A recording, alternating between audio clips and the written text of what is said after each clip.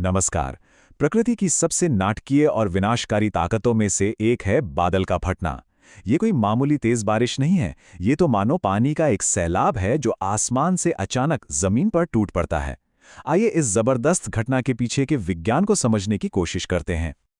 तो सवाल ये उठता है कि जब हम कहते हैं बादल फट गया, तो इसका असल में मतलब क्या होता है? ये शब्द तो हम सब ने सुना है ना? पर इसके पीछे की साइंस क्या है और इसका असर कितना कितना भयानक हो सकता है? चलिए इन्हीं सवालों के जवाब ढूंढते हैं। अगर सीधे सीधे समझें तो बादल फटना मतलब बहुत ही ज्यादा तेज और एक ही जगह पर हुई जबरदस्त बारिश। अच्छा, इसको जो चीज सबसे अलग बनाती है वो है बारिश की स्पीड। जरा सोचिए, सिर्फ 1 घंटे के अंदर 100 मिलीमीटर से भी ज्यादा पानी। ये नॉर्मल बारिश से कहीं कहीं ज्यादा है। तो सवाल यह है कि आखिर ऐसी घटना होती कैसे है? देखिए, इसके लिए कुछ खास मौसमी चीजों का एक साथ मिलना जरूरी है। मानो जैसे ये एक तबाही का नुस्खा हो। चलिए देखते हैं कि इस नुस्खे में क्या क्या मिला होता है। इसमें 3 सबसे जरूरी चीजें हैं। पहली है एटमॉस्फेयर का अनस्टेबल होना, जिससे वो बड़े बड़े क्यूमुलोनिम्बस बादल तेजी से बनते हैं। दूसरी चीज, नमी से लबालब भरे हुए भारी बादल। और तीसरी, जो अक्सर पहाड़ी इलाकों में होता है, वो है ओरोग्राफिक लिफ्ट। इसका मतलब है कि जब नमी वाली हवा पहाड़ों से टकराकर जोर से ऊपर उठती है, तो वो बादलों पर ऐसा दबाव डालती है कि वो अपना सारा पानी एक ही झटके में नीचे गिरा देते हैं। और जब ये तीनों चीजें एक साथ मिल जाती हैं, तो नतीजा होता है भयानक तबाही।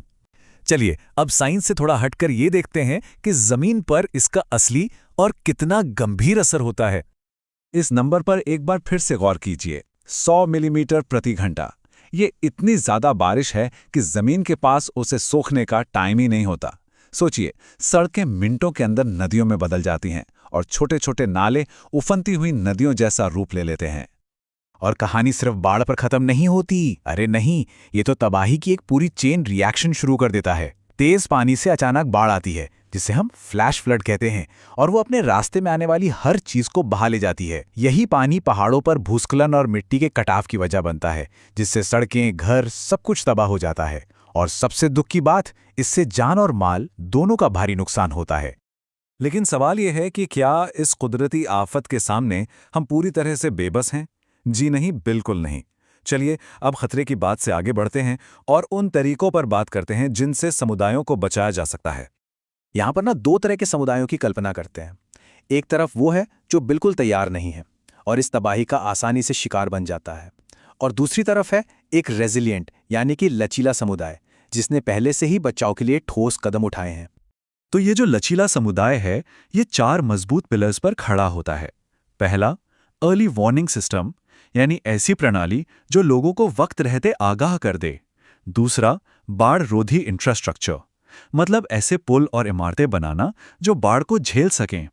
तीसरा, जमीन के इस्तेमाल की स्मार्ट प्लानिंग, जिसमें बाढ़ के खतरे को हमेशा ध्यान में रखा जाए। और चौथा, एक पक्की आपदा तैयारी योजना का होना।